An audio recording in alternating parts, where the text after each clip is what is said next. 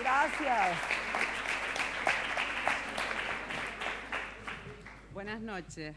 Está hoy con nosotros Ángeles Mastretta, que hablará de su obra dentro del espacio de reflexión, el autor y su obra Encuentros con Creadores, en un coloquio con Pilar del Río. Ángeles Mastretta nació en Puebla, México. En 1971 se trasladó a México DF, donde estudió periodismo en la Facultad de Ciencias Políticas y Sociales de la Universidad Nacional Autónoma de México. Colabora de forma habitual en revistas y periódicos con ensayos, relatos cortos o artículos de opinión y actualmente se dedica a escribir el blog Puerto Libre. Sus libros están publicados en todo el mundo de habla hispana y traducidos a una quincena de idiomas. Con su primera novela, Arráncame la vida, recibió el premio Mazatlán en 1985 y en 2008 fue adaptada y estrenada en cine. Asimismo, recibió el premio Rómulo Gallegos en 1997 por su novela Mal de Amores. Otras obras destacadas de Mastretta son Mujeres de ojos grandes, El mundo iluminado, Ninguna eternidad como la mía, El cielo de los leones y Maridos. Pilar del Río es periodista, traductora y presidenta de la Fundación José Saramago, una institución cuyos objetivos se centran en la literatura como vivencia, los derechos humanos como exigencia y la protección del medio ambiente. Pilar del Río trabajó para Televisión Española en Andalucía. Colabora habitualmente para programas de radio de ámbito nacional y está abiertamente implicada en la defensa de los derechos de la mujer y de los derechos sociales. Desde 1993 vive en Lanzarote. Este acto, organizado conjuntamente por la Fundación César Manrique y por la Fundación José Saramago, que ya han colaborado en anteriores ocasiones, será retransmitido en directo a través de la web de la Fundación César Manrique. Para la Fundación César Manrique es un honor tener a Ángeles Mastretta hoy con nosotros en compañía de Pilar del Río. La Fundación César Manrique quiere trasladar también su agradecimiento a ambas y a todos ustedes por su presencia. Tiene la palabra Pilar del Río.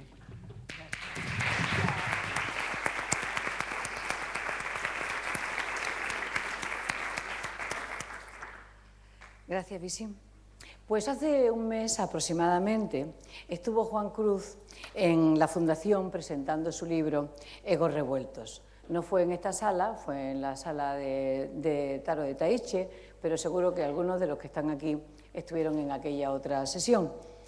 Y recordarán que se habló bien del libro de Juan Cruz, de Egos Revueltos, pero se objetó que faltaban nombres de mujer, habiendo escritoras que recorren varios continentes y con obra capaz de emocionar y de hacernos más inteligentes.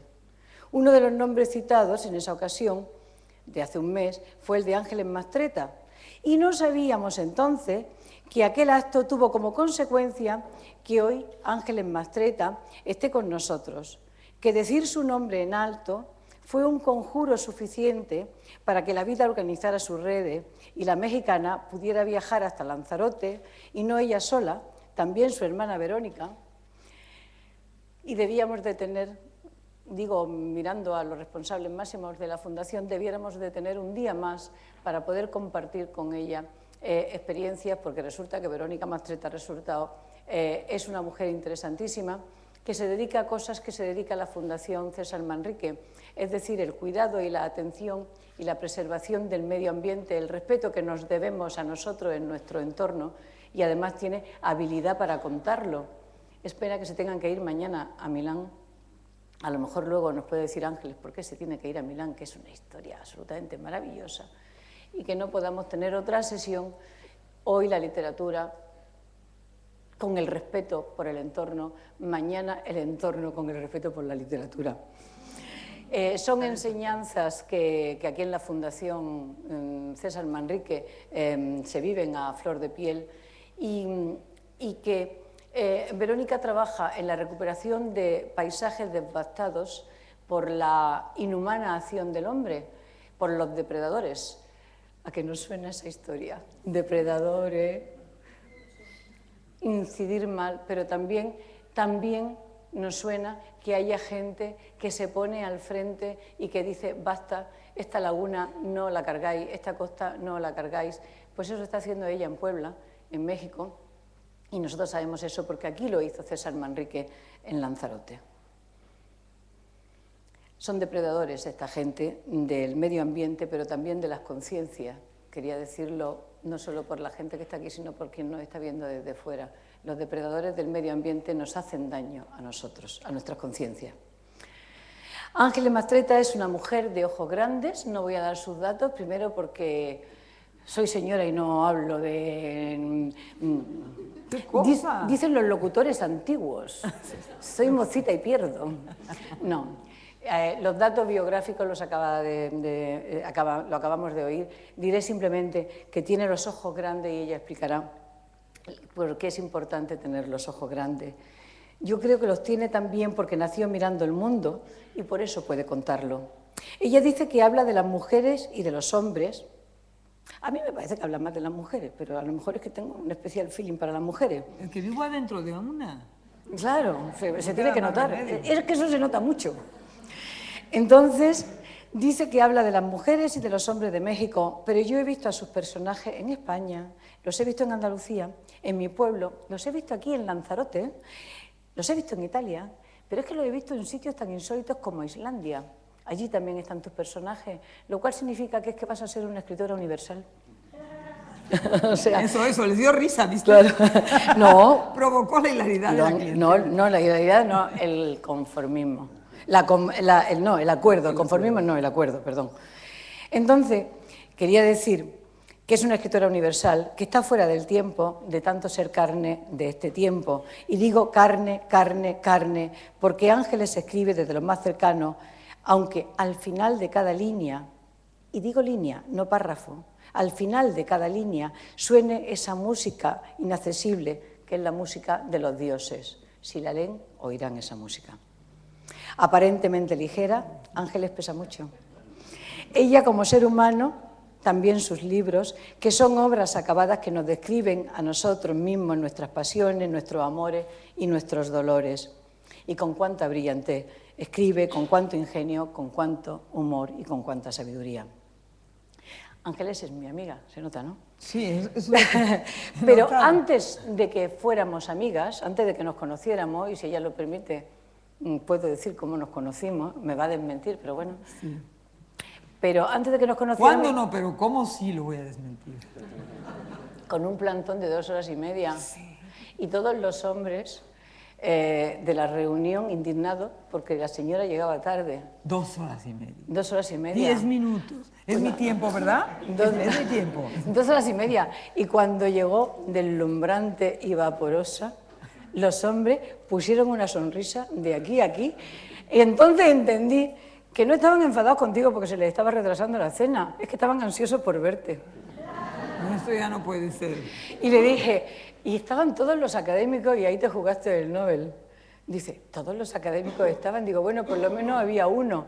Y me contó una anécdota de un escritor mexicano que dijo, cuando volví de París, me fueron a despedir todas las putitas del barrio latino. Y le pregunta, Ángel, dice, ¿todas? Y dijo... Bueno, una, pero iba en representación de los demás. Entonces así me quiso decir del académico.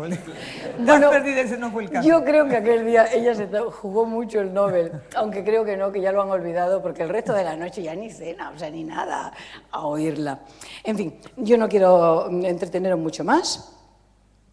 Quiero decir que antes de que nos conociéramos ya la conocía, ya la quería, ya había regalado a mis amigas sus libros, ya nos habíamos sentido mujeres de ojos grandes e intuíamos que teníamos un camino para recorrer juntas, aunque tú estuvieras en México, en el DF o en Puebla, ¿y nosotras en partes? Europa. Sí, en todas partes. Pero fíjate lo que ha escrito, que me gusta, lo voy a leer. Qué irremediablemente cerca estábamos si compartíamos la misma condición y los mismos sueños. Y dicho esto... Esta es una escritora agazapada, pero no por mucho tiempo. Y dicho esto, los escritores escriben, se dice, para contarse a sí mismos, para decir quiénes son.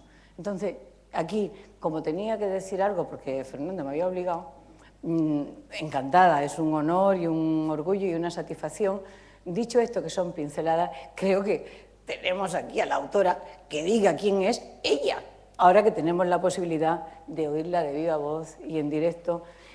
Circunstancia, por otra parte, que se va a repetir porque se ha aprendido el camino y va a venir más veces. Claro, me lo aprendí y me gustó el camino.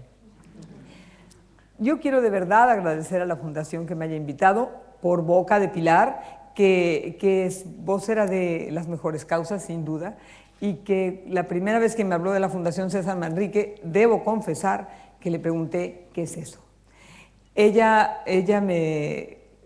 Estamos siempre comunicándonos y de pronto me dijo, ¿cómo que vas a venir a Canarias y no vas a venir a Tenerife? Yo pensé que Tenerife quedaba 10 minutos en la isla de Juntito, que ¿cómo vas a venir a Tenerife si no vas a venir a Lanzarote?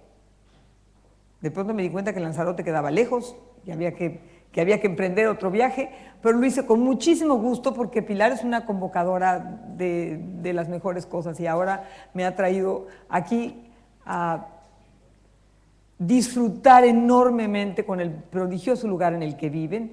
Fernando ha sido un parrandero y un guía excepcional, nos ha acompañado a los mejores lugares del mundo. Realmente uno conoce el camino y no lo quiere perder. Aunque no hubiera las maravillas que hay, uno conoce el camino a tu casa y no lo quiere perder nunca más. Yo creo, ya tenemos siempre oportunidad de aplaudirle a José, pero como no vino, no sería muy buena idea mandarle un aplauso. Viendo, lo podemos saludar. No vino por somnoliento, pero quería venir, no lo dejamos. ¿Le quieres un aplauso? Sí, yo quiero que le demos un aplauso. José!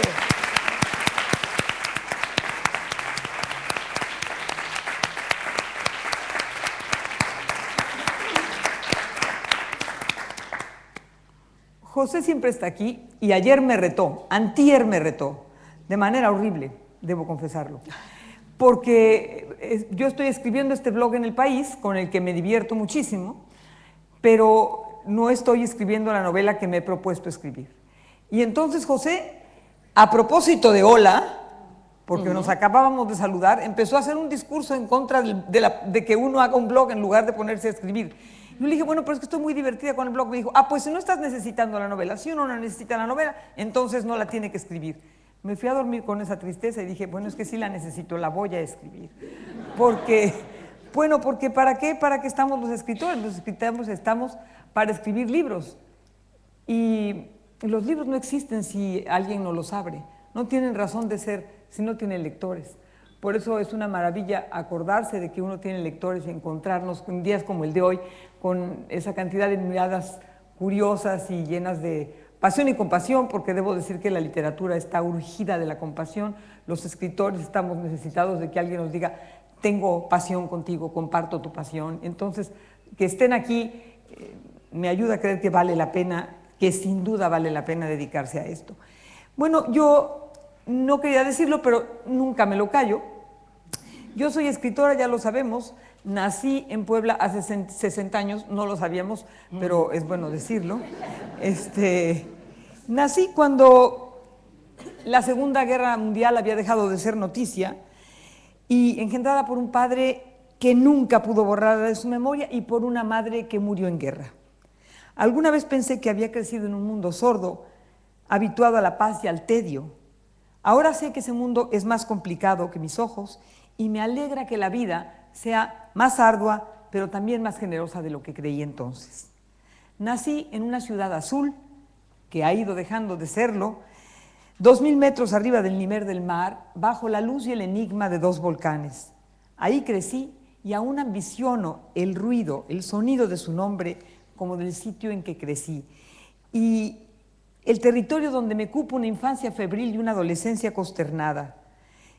El lugar, el mundo en el que viven mis hermanos, encuentro a mi larga familia, a mis amigos y a mis muertos. Recuerdo una infancia feliz y me cautiva evocarla. Qué divertido es ser niño. Yo culpo a veces a mi infancia de mi falta de temas, porque hay una buena parte de escritores todos nos nutrimos de la infancia. Lo que pasa es que siempre ha sido más tema la tristeza que la alegría. Eso decía Borges, con la alegría no se puede hacer literatura. Yo vivo dando una batalla contra semejante idea, porque yo, bueno, tuve una infancia que recuerdo feliz. Por eso me cautiva evocarla y entonces la vuelvo a contar como en Mal de Amores. Tuve una adolescencia incandescente pero consternada. Tal vez del aplomo con que yo creía saberlo todo a cierta edad, se derive mi actual certidumbre de que no entiendo bien nada. Mi padre murió en 1971 y yo todavía extraño sus ojos al final de la tarde. Le gustaba escribir como quien sueña. A mí me gusta creer que escribo para honrar el mundo de quimeras y audacias que podía leerse en su frente los domingos, a la hora en que él se ponía a escribir un artículo para un periódico que nunca le pagó por hacerlo, pero que a él le daba, como a otros, el golf, la pasión de llegar al domingo, la alegría de consumir el día en algo que le fascinaba hacer, escribir. Una de las más extrañas bendiciones que se digna concedernos la fortuna, no es verdad, está en la luz que de pronto alumbra una aventura esencial. Esa luz me descubrió alguna vez que yo era hija de una mujer excepcional. Yo crecí oyendo, tu mamá es una maravilla, tu mamá es una mujer excepcional. Y ya saben ustedes cómo agobia oír semejante cosa cuando uno es chico, ¿no? Nunca voy a ser de ese tamaño. Además, de hecho, físicamente nunca fui de ese tamaño. Y formalmente estoy tratando de medio llegar a su entereza, a su modo de tratar el mundo. Era una mujer tímida y al mismo tiempo drástica, con una voluntad de narrar el mundo que uno diría que era escasa, pero decía cosas aparentemente pocas, pero de tal manera precisas que contaba con enorme valor. Tengo a mi hermana Verónica, a la que traje para no tenerla que platicar mucho, pero no lo puedo remediar. Ella es el vivo testimonio del fuego. Ella y mi hija Catalina son las dos grandes cómplices de mi andar en la vida, como si se tratara de andar por una fiesta, sin más miedo que el de no vivir a cabalidad como debe de ser. Ella y mi hija Catalina y mi amiga Pilar del Río. Cuando uno ve gente como ellas, uno quiere estar en la vida y está orgullosa de estar en el mundo con ellas. Tengo un hijo, Mateo, y un cónyuge que se llama Héctor.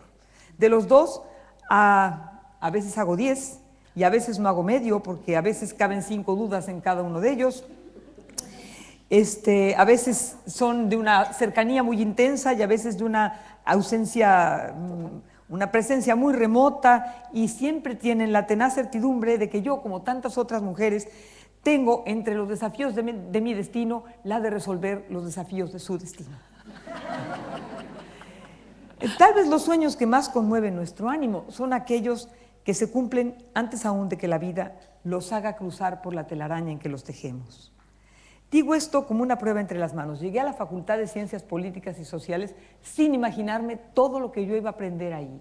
Yo creía que el mundo era de ese tamaño y en la Facultad de Ciencias Políticas aprendí que era de este y de este y de este y de este. Y no supe bien ni cómo. Entre sus muros y su gente estudié periodismo y aprendí a buscar la verdad como una mezcla de verdades, a buscar la tolerancia como una virtud, más que la tolerancia, porque uno tolera lo que no soporta, más bien la comprensión de los demás como una certidumbre de que ahí, en esa comprensión, está la más sensata de las virtudes. Vivo desde entonces en la Ciudad de México, qué remedio, y yo, sin embargo, no me causo de bendecir mi desgracia. Es un lugar horrible y al mismo tiempo entrañable. Uno está ahí diciendo, pero ¿por qué? ¿Cómo vine a dar aquí? ¿Pero en qué momento puse a mis hijos a vivir en este lugar horripilante? Y sin embargo he conseguido construirme, bueno, mi propia casa de César Manrique, con bueno, menos genio sin duda, pero la misma vocación por integrar la naturaleza a mi ambiente y por abrir ventanas y acercarles los árboles para creer que vivo en un mundo mucho más bonito que el de la ciudad en la que vivo. Saben mis amigas, Pilar, que soy indecisa, sabe Fer, que soy impuntual, y sabe Verónica que soy friolenta porque todas las noches me dice que no podríamos abrir un poco la ventana. No. ¿Podemos poner el aire acondicionado? Nada más, un ratito. No, yo soy friolenta y estoy incapacitada para dar órdenes. Ahí Pilar diría que es porque soy mujer, pero no creo, hay muchas que están capacitadas para ordenar. Estoy incapacitada para decir que no, de aquí que aquí esté, qué bueno que estoy incapacitada para decir que no. Oye, ¿por qué no vienes a Lanzarote? Bueno, tardé, pero 2 días, pero 2 días, no cuenta. Bueno, como a tantos de nosotros me seducen las causas perdidas y me rige el deseo de contar el mundo, de ordenar mis fantasías o de intentarlo, el desorden de mi memoria, de aclarar el desorden de mi memoria y de contar los seres y las cosas en las que creo con tanta fuerza. ¿Para qué hace uno un libro? Pilar, pregúntame para qué hace uno un libro. Ya me lo había preguntado. Creía que era para contarse y contar las propias experiencias, pero a lo mejor esa es una frase hecha, un tópico, y a lo mejor se hace el libro para otra cosa. No, no, se hace para eso y para sentirse acompañado. Los libros, ya lo dije hace rato, son objetos solitarios y no se cumplen si alguien no los abre. Ahí están, ahí está la biblioteca, pero si uno no va a ella, todas las historias que están guardadas adentro no existen, no sirven. Y por eso cada libro es distinto para cada persona. Y por eso cuando alguien se me acerca para hablar de un libro, una se acuerda de una cosa y otro se acuerda de otro, y cada quien tiene su libro. Una vez que estábamos presentando Arráncame la vida, la presentadora, que he presentado muy pocas veces ese libro, en realidad voy presentándolos poco, pero en México casi nunca. Y esta es la historia de una mujer que vive con un sátrapa. Y entonces el sátrapa en algún momento mata o no al amante de esta mujer. Y entonces dijo la presentadora, yo creo que Andrés Asensio mata al novio de Catalina porque se metió a hacer política. Y yo dije, no, también porque andaba con su mujer, no, porque se metió a hacer política, no, también porque andaba con su mujer, bueno, porque se metió a hacer política. Y yo dije, oye, pero yo escribí el libro, y me dijo, pero yo lo leí. Y entonces, bueno, la verdad es que sí, que creo que lo mató por eso, porque se metió a hacer política y porque se metió por su mujer. He dado en aceptar que las dos razones son válidas. Quienes hacemos libros nunca estamos seguros de que va a haber quien le dé razón de ser a nuestro quehacer. Escribimos un día aterrados y otro día dichosos, como quien camina por el borde de un acantilado o como quien camina rumbo a los rumbos de Madrid que hoy en la mañana, en tacones despeñándose por las escaleras o para no despeñarse y no ir a dar al fondo del maravilloso mar que hay ahí abajo. ¿Será que habrá quien llore con estas cosas que me hacen llorar? ¿Habrá quien le tema el deseo como yo? ¿O quien lo consienta como yo a ratos? ¿O quien lo urja como yo otras veces? ¿Para qué hace uno una novela? Ya, más allá de un libro, una novela, que es construir un mundo. ¿A quién le va a importar? ¿A qué huele la sopa que se come en la casa de una señora que yo inventé, casada con un señor que yo inventé, que tiene una hija que yo inventé? ¿A quién le puede inventar esto? ¿Cómo hago para que estos personajes conmuevan, para que el olor a su sopa le interese a alguien? ¿Quién va a apreciar el silencio anticuado de un médico que se enamora de una mujer que no sabe si quiere a un hombre que se fue a hacer la revolución o a un médico? ¿Valdrá la pena que yo lea 10 libros sobre hierbas y menjurjes antiguos para luego contar una frase diciendo que el señor hizo un jarabe de ruibarbo con tal medicina? Y para eso me tengo que leer 10 libros sobre algo, o si a la niña la van a bañar en 1903 con un jabón y es la hija de un boticario, ¿y con qué jabón la bañarían? Entonces empiezo a investigar en los periódicos, en los diccionarios, cuál podría ser el jabón con el que se bañara una niña en 1903 en Puebla. Y bueno, me voy enterando cuando doy con el anuncio de una farmacia en que se bañaban con un jabón que se llama Dove. Dije, ¿cómo voy a poner eso? Nadie me lo va a creer. Si yo digo, y entonces sacó a la niña y la bañó con un jabón Dove porque se llenó de tinta el primer día que caminó, todo el mundo va a decir, no, pues esta no sabe más que el jabón del siglo XX tardío. Entonces uno tiene que decir, un jabón inglés que por entonces importaban los farmacéuticos. Y entonces ya parece que esta verdad irresoluble es verdad. ¿Me permite, hablando de jabón oloroso? ¿Sí? Claro, como hay que hacer las cosas verosímiles, si pones Dove no es verosímil, no. Era exacto, pero no es verosímil. Así le pasó a Saramago en el año de la muerte de Ricardo Reis, que pone a una señora a fregar escaleras con un jabón de almendras. Claro. Y nos hemos devanado los sesos buscando ese jabón de almendras, porque qué olor más bueno, almendra en la madera, qué olor debe de dejar en las casas. ¿Y qué era? Es mentira, es que no era verosímil poner el jabón que se hacía de verdad. Y se tuvo que inventar jabón de almendra. Bueno, no existe. Este asunto de los jabones se ve que es un tema clave. Da para mucho. Da para mucho. Vamos a inventar un jabón por novela. Ya ahora conocimos el aloe, que es el jabón de la isla, y entonces en lugar de decir que lo lavó con aloe vera marca Rubinstein, vamos a decir aloe vera que encontró en una gruta, en el fondo de una gruta. Bueno, los escritores somos menos certeros que los físicos. Aquí han tenido varios físicos hablando. Nosotros somos menos certeros. Y estamos empeñados, más empeñados en la magia que los médicos, y miren, por ahí anda un médico, que los médicos están empeñados en la magia, sin duda. Los escritores trabajamos para soñar con otros, para mejorar nuestro destino, para vivir todas las vidas que no sería posible vivir siendo solo nosotros. Eso lo sabe Saramago como nadie. Lo empiezo a saber yo. A uno no le alcanza la vida, a mí no me alcanza la vida para contar todas las personas que querría ser. Una de mis vidas podría ser en Lanzarote y la otra en París, aunque todavía no no acabemos de entenderlo. Pero bueno, me tocó vivir en México y quería vivir también en el siglo XVII y a principios del XX. Entonces hay que hacer libros. Hay que hacer libros para creerse que eso puede pasar. Cumplimos con el deber de inventar, yo digo que cada mañana un mundo, pero no es verdad, yo no voy todas las mañanas, hasta ahora que me regañó José. Y vamos para sentir que nuestra realidad puede mejorar si convocamos otras realidades. Si ese día está aburrido, nos vamos de viaje. Si ese día está cansado, nos quedamos en la cama. Vamos haciendo lo que se vaya pudiendo y sí escribimos a tientas muchísimas veces.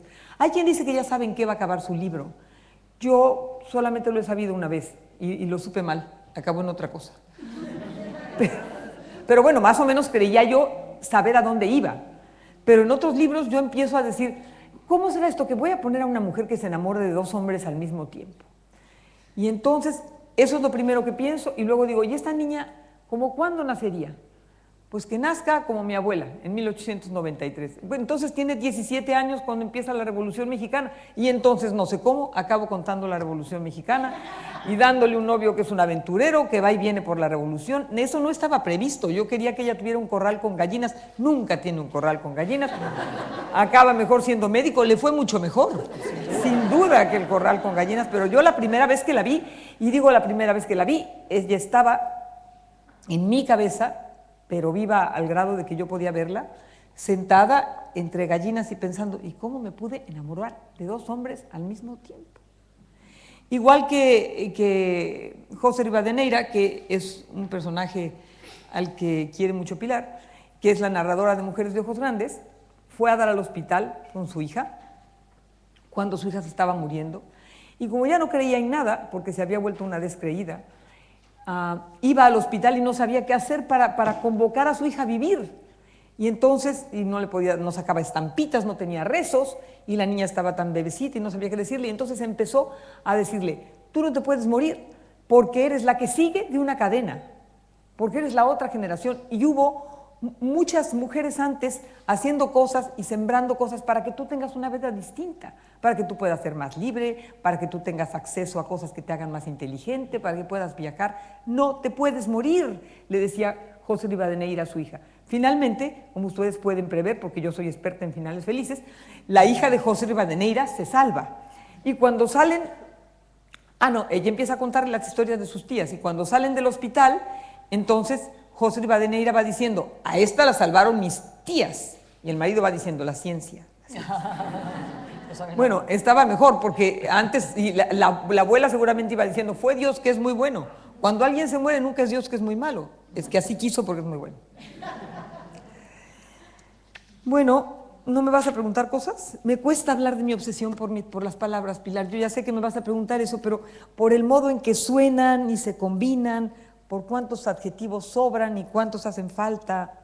Todo eso es lo que yo llamaría la parte más secreta de mi vida privada. Pues háblanos de esa parte secreta de las palabras y de tu vida privada. Que las cosas parezcan naturales requiere de un artificio. Esto de, tú escribes como hablas. No es verdad, si yo escribiera como hablo, mis libros estarían llenos de pero, bueno, ustedes perdonen, todo eso hay que quitarlo para que el libro corra como si yo estuviera conversando. Entonces, hay un artificio, hay que tener un artificio para que eso parezca que no tiene artificio. Que las cosas carezcan de artificio es muy peligroso, porque entonces queda uno como una sonza. Y el matiz de eso es muy difícil de encontrar. Por eso hay escritores que de repente parecen escritores. Con el tiempo dicen, no, siempre no, no es porque escribió un libro, pero ya luego no, es que contó un libro y luego no había establecido a lo mejor suficiente fuerza con las palabras, que son una monserga. Pero a mí me encanta cómo suenan las palabras y me gusta sentarme a oír dónde caen, como si uno pudiera rimar la lluvia. Aquí ya repetí amaba con cantaba con deseaba, muy mal. No, tengo que poner aquí un decía y tengo que hacer que aquí haya un diptongo, porque ya hay muchas palabras pegadas. Y eso, que es como bordar, y es tan divertido como bordar. Yo soy malísima por bordar, pero entonces lo voy haciendo con las palabras y va uno encontrando palabras como aljibe, como alcusa, que son palabras que, pásame la botellita del aceite, es mucho más bonito, pásame la alcusa, ¿no? Y es una palabra a la que uno a lo mejor no accedería si no la necesita, para no decir la botellita del aceite, para que no rime con necesita. Tantas cosas incomprensibles suceden bajo las estrellas, en nuestras casas, entre nuestros amigos, mientras nosotros tenemos media cabeza tomada por la fuerza de una realidad que a nadie sino a nosotros nos importa, porque no es de nadie sino de nosotros. ¿Cuántas veces uno se ha querido ir de una reunión? Yo me he querido ir de una reunión porque dejé a una mujer en una tina y porque va a llegar ahí un hombre y porque yo me tuve que ir a una reunión de los derechos humanos. Y entonces empezaba yo a decir, bueno, ya redimamos a 3 y vámonos porque esa mujer la tengo que sacar de la tina. Y entonces uno empieza, y claro, si yo salgo en la reunión con que saben que hay una mujer, todo el mundo dice, ¿y a mí qué me importa, no? ¿Y a mí qué me interesa? Y luego, esos que estaban en la reunión, a lo mejor leen el libro y dicen, oye, qué bonita la escena de la tina. Y nadie me quiso acompañar cuando yo estaba pensando en eso. Todas estas cosas son solitarias, a nadie le interesan. O, por ejemplo, siempre los periodistas cierran la entrevista, yo ya sé cuándo se quieren ir, y cuando ya quiero que se vayan les adelanto la pregunta. No me has preguntado qué libro estoy escribiendo. Es la última pregunta. ¿Y ahora qué está usted haciendo? Entonces uno les dice, es que voy a hacer un libro que no sé qué, y ya de repente uno los ve como diciendo, ah, bueno. O uno se oye a sí mismo como diciendo, se me hace que este libro que estoy diciendo que voy a hacer no es el que voy a hacer. Pero no importa, yo todas las mañanas tengo un libro distinto. Todo el tiempo digo, pero ¿cómo es posible? Fernando, te quiero hacer un libro de amigo. Quiero hacer un libro sobre Manrique, quiero hacer uno sobre Pilar. Todo el tiempo hay libros que se van cruzando por nuestra vida, todas las mañanas. Y hay que hacer la otra cosa, que es elegir. Elegir siempre es abandonar. Entonces, ¿por qué tengo que hacer este libro y no este?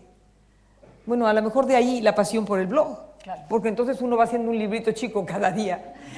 Avienta una pequeña verdad o una gran mentira cada día y ya siente que cumplió con el deber de inventar algo. Por eso es que, bueno, elegimos modos extraños de convocar y asumir el mundo que nos rodea. Creo que yo escribo, además de por el gozo y la pena de hacerlo, para contar mi certeza de que estos tiempos tienen remedio, de que no son peores que otros, de que nuestros hijos tendrán pasiones, futuro y abismos, como los tenemos nosotros, como los tuvieron nuestros abuelos y como los serán teniendo sus hijos. Es un privilegio el oficio de escribir, como lo hicieron tantas mujeres y tantos hombres, a los que solo rigió el deseo de contar, no de que le publicaran su libro, no de que le hicieran una entrevista, no de venir a Lanzarote, no de tener amigos como ustedes, simplemente de contar una historia para desentrañar y bendecir la complejidad de lo que parece fácil, la importancia de lo que se supone que no importa, de lo que no registran ni los periódicos, ni los libros de economía, de lo que no explican los sociólogos, de lo que no desentrañan los médicos, de lo que no aparece como un peldaño en nuestro currículum, de la hazaña diaria que es sobrevivir al desamor, al momento en que nos sentimos más amados, que también es una cosa a la que tenemos que sobrevivir, a la maravilla de andar como vivos eternos, aunque la muerte golpea nuestra puerta, el delirio de quienes nos abandonan, al delirio con que abandonamos, a la decisión que más duele y a la que menos se pregona. ¿No es verdad que muchas veces las decisiones que más nos duelen no las andamos contando? A la adolescencia y a la vejez, al mar y a los atardeceres, a la luna inclemente y al sol tibio.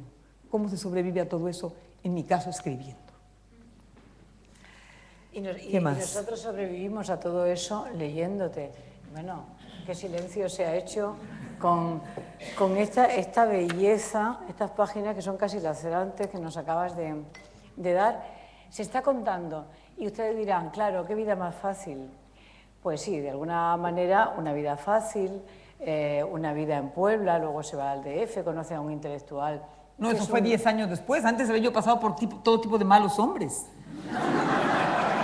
Pero, vamos, y que no te arrepientes ni de uno, ni de un paso. Bueno, no, de algunos. Sí, pero tampoco tenemos que reconocerlo en público. De otros no. ¿Cómo si es para eso que uno escribe libros, para reconocerlo en privado? Pero luego cuando uno lo invitan a hablar de sus libros, lo acaba teniendo que reconocer en público. Pues sí, ha tenido una vida completa, tiene una vida completa y pueden decir, bueno, una vida fácil, regalada, se pudo dedicar a lo que le gustaba, a escribir. Sí, se lo trabajó, se lo hizo a sí misma, luchó contra adversidades, contra oposiciones, rompió preceptos, le dio disgusto a la madre, como casi todas, por otra parte. Consiguió hacerlo, pero todo eso, además, combatiendo una enfermedad. Y comentábamos antes, ¿lo dice o no lo dice? Pues sí, lo dice porque la enfermedad en nuestra sociedad se trata de ocultar y la enfermedad forma parte del estar vivo. Y ella, yo tengo que decir que el día que lo contó en el blog, lo sabía porque lo habíamos hablado muchas veces, pero ver en el blog del País que había escrito eso y con la crudeza, yo ahora mismo tengo la carne de gallina. O sea, me quedé impresionada porque dije, el mundo sería mucho más sano si todos fuéramos capaces de hablar de nuestros problemas de esta manera. Y me gustaría que hablaras de tu enfermedad, de tu problema. No sé si es enfermedad. Los médicos ya no sé, incluso dejó de ser un problema. Yo la llamo fiel pero importuna. Y ahora incluso ha dejado de ser importuna y se está volviendo infiel, lo cual es ideal. Claro, es infiel porque he terciado con un amante que se llama el Quepra y otro que se llama el Amictal, que son las medicinas con las que lo exorcizo. Yo tengo epilepsia y lo digo porque es muy fácil decirlo para poder oírlo y porque es más difícil vivir callándoselo y porque hay muchísima gente que cuando lo digo dice, yo tengo un hijo que tiene epilepsia. Yo tengo un hermano que nunca digo, yo tengo una mamá que tiene crisis recientes. Mucha gente no habla de sus enfermedades y yo creo, y no tiene naturalidad para contarlas. Yo me acuerdo una vez que frente a otra escritora dijo, no, yo no bebo porque tengo epilepsia. Eso no se dice, me dijo, pero me dijo que yo lo vivo como una enorme alegría que esto me pase en este siglo, a propósito de todos los horrores que le contamos al siglo XX y al XXI, pues le podemos contar la bendición de que ya no estamos endemoniadas las gentes como yo, que además me hubiera muerto como a los 14 años. Ya no sé si les hubiera yo alcanzado a contar historias maravillosas, pero historias mínimo no hubiera yo alcanzado a contar. Una vez me dijo un amigo mío, el mismo de las putitas de París, me dijo, oye, esa es una enfermedad de genios. Y entonces es uno de los escasos pero intensos amores imposibles con los que tuve en la vida, porque él tenía 90 años cuando yo tenía 20. Se llamaba Renato Leduc y era poeta. Podía haber sido mi abuelo o un padre muy tardío si yo hubiera salido de él, pero fue mi amigo como pocos he tenido. Desde sus 90 años aquel hombre que siempre fue guapo, me dijo eso de los genios para consolar la zozobra que me daba ir cuando joven con un mal que ya les digo, a la fecha es como a Miguel Hernández La Pena, siempre a su dueño fiel, pero importuno. ¿De qué color tendría los ojos su epilepsia?, me preguntó. Grises, dije. ¿Como los de quién? Como los de un diablo perdiéndose entre el paraíso y el olvido. ¿La muerte tendría sus ojos? Ojalá, dije yo, porque entonces sería una muerte casi sorpresiva. Me daría tiempo suficiente para dejarle dicho al mundo cuánto lo quiero y cuánto los echaré de menos y cuánto me gustaba estar en mi cuerpo a pesar de que era chaparrito y no tenía los ojos tan grandes como hubiera querido. Pero bueno, es como, me dijo, ¿te da tiempo de decir algo? Ya hasta se me olvidó porque hace mucho tiempo que dejé de tener esta crisis que durante un tiempo, cuando escribí ese texto hace como 6 años, se había vuelto recurrente otra vez. ¿Te da tiempo de decir algo? Y yo dije, muchas cosas, más aún si supiera yo que es la última vez que voy a decirlas, que me voy a perder en un abismo sin retorno, en una especie de... Pero antes decía, me voy a perder en una vergüenza triste y cuando regrese voy a decir, ay, ¿dónde estuve? ¡Qué horror! ¡Qué pena que les di esta molestia! A mí me daba pánico porque yo viví en eso y mis papás le llamaban mis desmayos. Y yo creía que mis desmayos eran como los de la Dama de las Camelias, qué sé yo. Y se acababa mi desmayo, pero no era el caso. Realmente, la primera vez asusté a mi hermana, que era de confianza, pero luego me dio por asustar a quien se dejara. Y entonces, de repente, empezaba yo a oír mi ruido, que era un ruido que ahora evoco como una maravilla, ¿eh? Yo creo que hacía de haber sentido Mozart, pero todo el tiempo. Todo el tiempo, porque yo componía una música. Si yo no hubiera sabido que después me iba a perder, iba a perder contacto con el mundo y luego a descubrir lo que hacía, pues hubiera yo dicho qué momento más placentero. Porque se oía esa música y luego yo me perdí en la nada. Lo que pasa es que cuando mi papá murió, yo me encontré en la zozobra, que era su escritorio, un papel que decía, ella tiene lo que entonces se llamaba el mal menor de la epilepsia. Yo creo que le dijeron menor para que no se asustara, pero era mayor. Pero bueno, le dijeron que tenía yo epilepsia y ahí decía, pero a mí nadie me lo había dicho. Y entonces yo, que ya me había ido a estudiar periodismo y no me quería regresar de México, dije, ¿y eso cómo será? Y entonces hice como Pilar, que siempre andaba diciendo que era periodista para hacer lo que quería. Entonces yo fui al hospital de enfermos mentales, que ahí estaban los epilépticos en ese momento todavía, hace 40 años, y dije, oiga, ¿y dónde están los epilépticos? ¿Y usted por qué lo quiere ver? Porque soy periodista. Ah, bueno, pase usted. Y entonces me condujeron a un pabellón en el que estaban muchas gentes haciendo así, teniendo crisis cada minuto. Yo dije, qué horror, esto es lo que me pasa a mí. ¿Y cómo es eso? Y me quedé muy asustada. Porque claro, ahí había gente, muchos enfermos terminales, mucha gente que estaba muy, muy mal. Pero yo dije, a mí me pasa esto. Salí y dije, yo voy a actuar como si no lo supiera. No le voy a decir a mi mamá que ya sé cómo es esto de mis desmayos. Y voy a andar siempre con unos caramelos en los autobuses y en el metro. Y entonces durante un tiempo, y bueno, desde entonces me aficioné a las chales, Pilar. Porque había la teoría, que creo que ahora ya es mala, pero de que tú tenías que a la hora que empezabas a hacer, alguien te tenía que poner un trapito en la boca para que no te mordieras. Luego resulta que creo que esa teoría ya no es verdad, pero bueno, yo ya me quedé con ella. El caso es que entonces iba yo con mi trapito y unos dulces. Me paraba yo junto a alguien que se viera como de confianza. Y le decía, oiga, mire usted, ¿sabe que a mí me puede pasar una cosa así? Y la gente empezaba a decir, ¿quiere un dulce? Bueno, pues si algo me pasa, usted no se preocupe. Aquí con este trapito me lo pone aquí, no salga usted corriendo. Bueno, pasaron como 6 meses sin que me pasara nada. Y entonces dejé de contar la historia. Y ya nada más me dediqué a sorprender a los que no les había yo contado nada. Pero, bueno, este texto estaba bien escrito. Pero no Bueno, no importa. ¿Da tiempo de ver algo? Me preguntó mi amigo, o de oír algo. Y yo le contesté, ¿hay quien ve luces o fantasmas o sueños? Yo no. Yo escucho ruidos como luciérnagas. Oigo fantasmas que acarician, siento una música que parece un sueño, que podría ser el envío excepcional de un clarinete imaginado por Mozart, o 3 acordes de Schubert, o un trozo de la voz inaudita de María Callas. Sería un júbilo ese eco, si no supiera yo el destino al que me guía. Nunca he conseguido escucharlo y volver a tenerme sin antes haber perdido la conciencia por un tiempo que no sé ni siquiera cuánto puede durar. De ahí que le tema tanto como me agrada. Por eso siempre voy a preferir escuchar a Mozart con la Filarmónica de Budapest, o a Schubert cantando por María Callas, y a María Callas cantando lo que haya querido, menos eso. Esa música viene de adentro, y es como uno quiere y como uno no quiere. Sin embargo, es hermosa. Aseguro que si otros pudieran oírla, dirían que es hermosa, y hasta algo de compositora se diría que tengo, o un vericueto de mi cerebro. Cuando hace esas ligas entre neuronas encargadas de probarme que nadie manda sobre su cabeza, menos aún sobre su corazón. Una parte de esto pasaba cuando yo estaba muy nerviosa, pero en realidad pasaba porque yo no tenía las medicinas suficientes.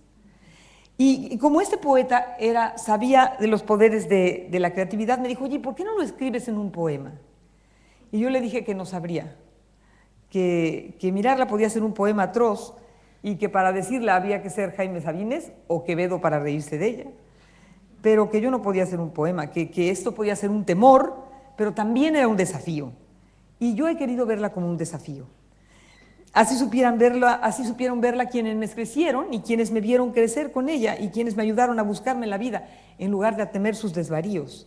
Cuando murió mi padre, eso, ya les dije, encontré en su escritorio todo esto y no se me ocurrió mejor cosa que ir al hospital y no se me ocurrió mejor cosa que pedirle a la gente que me ayudara. Y luego corrió el tiempo generoso y lleno de un caudal distinto de amores nobles y delirantes y devastadores y de pasiones nuevas y de la vida y del trabajo. ¿Qué otros nombres le pondría yo? ¿Qué tipo de conocimiento, de intimidad, de frustración, de dicha incluso me ha dado? Eso, le dije al poeta, daría para un libro que ahora ya sé que no voy a escribir. Pero tantas cosas nos pasan que este ángel fiel prefiero guardarlo en mi muy personal biblioteca de asuntos inoportunos para leer a solas o para leerlos con ustedes.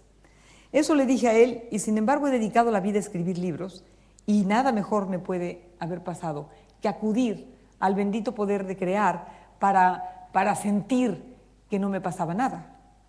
Hay más cosas bajo el cielo de las que sueña tu imaginación, dice un personaje de Shakespeare. Claro, claro, claro. Hay las cosas que sueña la imaginación de otros. Inventar la imaginación de otros puede ser un conjuro. Ese es el conjuro con el que yo he querido vivir. Y con esas cosas sueña la imaginación y con esas es posible adueñarse del mundo y adueñarse, ¿por qué no?, de la salud y de la enfermedad como una cosa más. Muchas gracias por oír esta historia.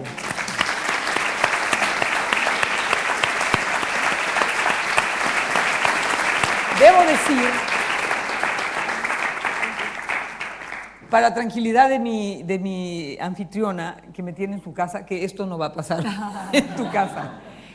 No, es que había veces en que yo tenía que llegar, a tu casa hubiera llegado, traje mi pañuelito y unas pastillitas.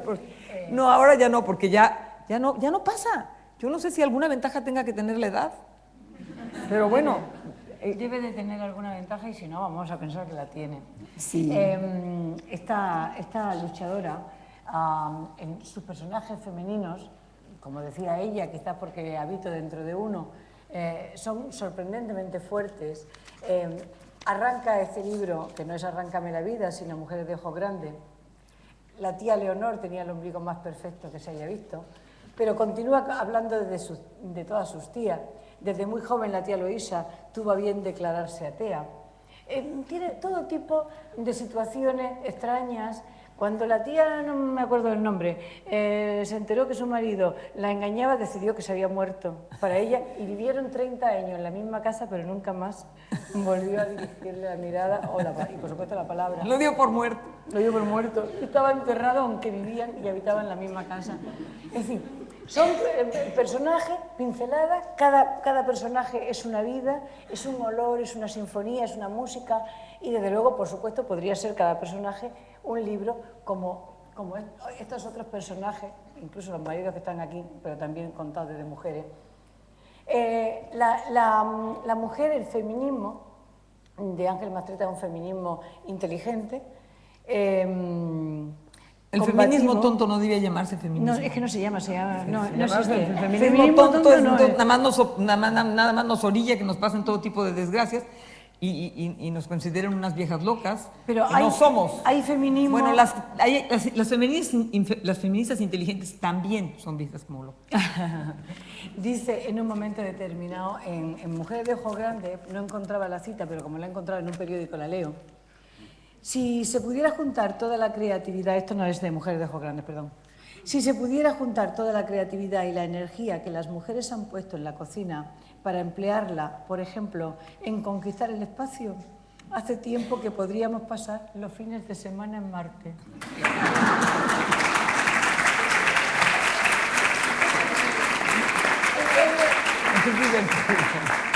Absolutamente convencida de eso. Veo que hay más de una convencida de eso aquí en la sala. Y de uno, porque ya he oído de varios que cocinan. Y es verdad, ella reivindica el olor a la cocina también. y reivindica el placer de lo doméstico, pero sin renunciar a la conquista del poder, a la emancipación de todos los seres humanos, y ya está bien que las mujeres 2 pasos atrás, sumisas. No, llegará algún día que quizás tengamos que ir juntos. De momento lo que tenemos que conseguir es ir delante. ¿Qué crees que me encontré hoy? Ustedes aquí en Lanzarote los han de ver mucho. Son unos sobrecitos de azúcar que les dan a uno con el café, donde atrás hay citas. Hoy te traje uno. Es una cita de Quevedo que dice: si quieres que la mujer vaya detrás de ti, ponte delante. Ese es Quevedo, te lo traje en el sobrecito, no lo inventé yo. Pero a veces no llegan. Pero es verdad, nos cuentas, aparte de que tú quieres jugar y de que quieres hacer de la vida esa creación de mundos, de universos, de sensaciones, de mezclar la música con el pensamiento, la reflexión estética, con la emoción desbordada. Pero aparte de eso, nos cuentas esa otra faceta de reivindicación de la autonomía personal de la mujer. Yo crecí en un matriarcado, o sea que no la tuve tan difícil, debo decir, porque las mujeres de mi familia eran mujeres fuertes que además no sabían que lo eran, porque no tuvieron esto que yo he notado muchísimas veces en muchas mujeres entrañables, queridísimas y admiradas, de que padecieron a un hombre como padre, por ejemplo, o como abuelo. Nosotros, y ayer lo estábamos conversando mi hermana y yo, le dijimos: nosotros tuvimos mucha suerte, porque tuvimos un padre encantador, realmente encantador, que había vivido una guerra y que yo creo que dijo: yo ya no doy más guerra a nadie, porque ya que estaba en Italia en la Segunda Guerra Mundial, y entonces dijo: yo creo que yo ya, la guerra se me acabó para mí. Entonces vivía en una paz, no quería guerra, y la única guerra que dábamos era la nuestra, o la de mi mamá, que creía que debía haber más dinero en la casa, pero él ya no daba ese tipo de batallas y no peleaba con nosotros. Lo único, era miedoso, sí es verdad que era miedoso, porque si vivió entre bombas, pues temía que nos pasaran cosas de pronto después de las 11 de la noche. Y había que contestarle, cosa que no hicimos: pues papá, pero si las bombas caían a cualquier hora, no es que se ponga peligroso a las 11 de la noche. Pero bueno, ese tipo de cosas es lo más riesgoso que pasó junto a mi padre, que él estuviera nervioso porque llegábamos tarde. Era muy simpático, muy divertido, y tenía más temores que nosotros. Cuando nos veía salir con un novio decía: vayan mandando a hacer las tarjetas de no habrá recepción, porque yo no tengo dinero para hacer la fiesta. Entonces sí, él sentía, y decía una cosa fantástica que ya no sé en dónde. Bueno, lo cuento aquí en un texto, pero que está triste, entonces ese no lo voy a leer hoy. Pero él decía que el matrimonio él decía: si el matrimonio le dicen a uno que es una cosa muy fácil, uno va con un padre y le ponen a uno una esponja en la espalda, y bueno, uno se acomoda la esponja y dice: qué bien, qué fácil, y que jura usted cargar con la esponja. Claro que juro, y sí, qué bonito, y luego lo echa uno en aguacero y a cargar con la esponja de por vida, ¿no? Ese tipo de cosas decía, pero las decía como jugando, nunca como una increpación, sino que qué barbaridad, ¿no? Y todos nosotros: ay, pobre que trae una esponja, pero nadie le hacía mucho caso, la verdad. Y decíamos: y vamos a ir de vacaciones, él decía: yo ya fui en muchas caravanas. Entonces la familia que estaba acostumbrada a ir en caravana iba sola. Y nadie dijo, y estaba yo oyendo que decía una poeta con la que estuve el otro día en Tenerife, que ella tenía que tener permiso en España para viajar sola a los 18 años. Sí, sí. Tenía que tener permiso de su padre o de su marido. 67. Bueno, eso sí, nosotros nunca. Vivíamos camino de Acapulco con mi mamá al volante y 5 niños en el coche, y todo había una libertad que yo vine a descubrir que no existía para todo el mundo. ¿Hasta cuándo creen? Hasta que empecé a tratar con otros hombres que no eran los de mi familia. A nosotros, yo tenía un abuelo, por ejemplo, que nunca decía: un premio al niño que primero llegue a la punta del árbol. Decía: a ver quién se sube al árbol. Nunca decía: las niñas no. Y las niñas salíamos corriendo a subirnos al árbol y nunca pensábamos que no. Entonces, de pronto, por eso yo digo que yo tuve una adolescencia consternada, porque hasta que no empecé a tratar con hombres fuera de mi familia, con los tipos que querían ser mis novios, o peor aún, casarse conmigo, dentro de esa sociedad bastante opresiva, que decía: yo hablo a la gente y le hago así. Bueno, eso era fatal. Eso estaba muy mal. Yo viví tocando a todo el mundo, a mis primos, a mis abuelos. Entonces de repente yo estaba con alguien y le decía, oye, ¿quién soy? Uno, ya era yo la más grande, se llamaba resbalosa. Era yo una resbalosa. Y yo, ¡qué horror! Quedaba yo afligidísima, soy una resbalosa. Pero que yo era cariñosa, sigo siendo así.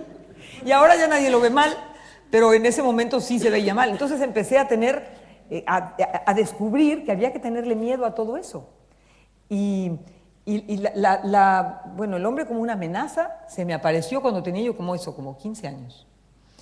Y que había que lidiar contra esta cosa de que yo tenía un sexo distinto y que por eso me iban a costar más trabajo las cosas. También lo empecé a ver más tarde. Entonces ya no había yo cargado, ya tenía yo un extra de libertad, un pilón que ya llevaba de antes, y entonces cuando me empezaron a quitar cosas, capas a mi cebolla, ya mi cebolla venía bien gorda de todos modos. Por más capas que perdí, cebolla fue quedando. Entonces, eso es verdad, ya llegué más, tenía la corteza algo endurecida. Y luego, bueno, empecé a padecer los amores, ¿y quién no? Después he descubierto que mi hija, a la que le di todos los permisos del mundo, a la que la apuntalé de todas las maneras para que ella no fuera a sufrir los malos amores, para que si se iba el hombre de su vida, no importaba porque había otro hombre que también haría su vida. De todas maneras, cuando se fue el hombre que creía que era el de su vida, estuvo devastada y lloraba en todas partes y iba a ver películas de llorar para poder llorar. Todo lo mismo que yo había tenido que pasar, porque el desamor de todas maneras es horrible. Y yo era una mamá muy consentidora, a propósito de las películas del videoclub de las que hablábamos ayer. Yo era una mamá muy consentidora. Pueden pedir 3 películas cada uno. Bueno, y no, a la hora de que la novia les dijo que no, pues no podían pedir 3 novias cada uno. La realidad de todas maneras te desencanta, ¿eh? Nada más que a lo mejor más tarde, si tuviste una mamá consentidora, te desencanta más tarde, pero igual te desencanta. Entonces a mí me pasó así con los hombres. Los hombres de mi casa a lo mejor no fueron muy opresores, pero sin duda los con los que tuve que lidiar para tener cónyuge, que tú dices que me lo encontré después de irme a la universidad, no, ya antes había pasado por un sinnúmero de machines insoportables, que bueno, es que yo no sabía que... Yo no dividía yo vivía en una familia de tal manera inocente que cuando nosotros descubrimos que había tal cosa como el orgasmo, lo empezamos a platicar en voz alta y mi abuela le dijo a mi abuelo, oye Sergio, ¿qué es un orgasmo? Porque había tenido un derrame cerebral, entonces hablaba, Sergio, ¿qué es un orgasmo? Y entonces mi abuelo le contestó, un órgano alemán que tocaban los protestantes. Y entonces nosotros nos reímos así y dijo, y ustedes no crean que porque no sabe cómo se dice, no sabe cómo se siente. Entonces era una familia en la que pasaban esas cosas, Pilar. Pero de todas maneras, liberarte de la idea de que tú eras una piruja si sentías un orgasmo, era complicado. Era complicado. Bueno, como se perdías la figura. Y sí que se pierde, pero te habían enseñado a ir muy compuesta, ¿no? Con los moños, con caireles, y de repente resulta que no, que había que despeinarse. Con Franco nos despeinábamos poco. La tía Daniela se enamoró como se enamoran siempre las mujeres inteligentes, como una idiota. Ay, sí. No saben ustedes cómo de pronto aparecen en las conferencias. Yo soy la tía Daniela. Siempre hay una niña chiquita que dice, yo soy como la tía Daniela, y le digo, lo que te falta. Porque esa sí es una ventaja de los 60 años, hay muchas desventajas. Pero una ventaja es que, bueno, uno a lo mejor se vuelve a enamorar así, en ese estado de condición invulnerable, pero ya no muchas veces. Es horrible. Yo estoy viendo la cara de esta criatura y digo, ay, Dios mío, ¿cuántas veces le faltarán? Es una desolación terrible. Ya no tengo, a los 60 no hay energía para tantas veces. ¿Y qué nos dices de este libro, antes de que sigamos con nuestro esquema? Es el último libro que está publicado en España, yo creo. Bueno, está también... Sí, es el último que está publicado en España. Sí. Es el último, para mi desgracia, que está publicado en España. No porque no me lo quieran publicar, sino porque no he escrito otro. Sí, lo he escrito, ya lo estoy escribiendo, pero eso ya nada más digo para que Saramago me quite la bota de encima, porque es mi verdadera bota masculina en este momento, ¿eh?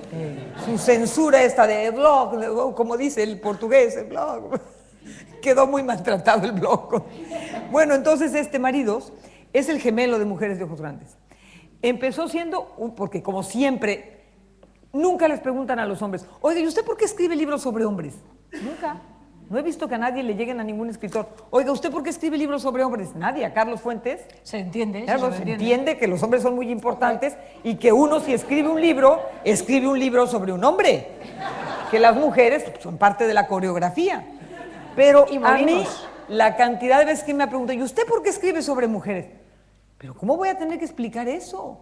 Pues escribo sobre el mundo y ahora sí que protagonizo la vida de una. No me queda más remedio que escribir también sobre mujeres. Entonces me quería sacar la espina y hice un libro que se llamaba Maridos. ¿Y qué sucedió? Que acabé hablando de las mujeres de estos maridos.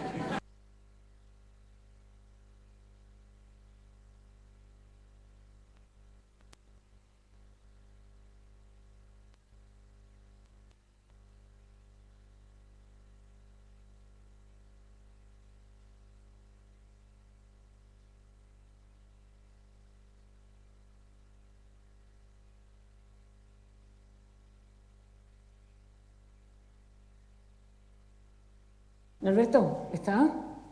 Chona, ¿está? Le preguntan a los libreros que los veo por allí. Bueno, Decirle si no- a la editorial que se aligere, que cuando tenemos el apetito es ahora. Y les recomiendo que se lean Bueno, todos. guarden porque el luego apetito, estos, guarden el apetito. no, Porque igual no hay, pero ya los van a traer. Hay que aceptar que Lanzarote queda lejos. pero los libros no vienen nadando, los libros vienen en avión o en barco. Ángeles va mañana a Milán, se va temprano.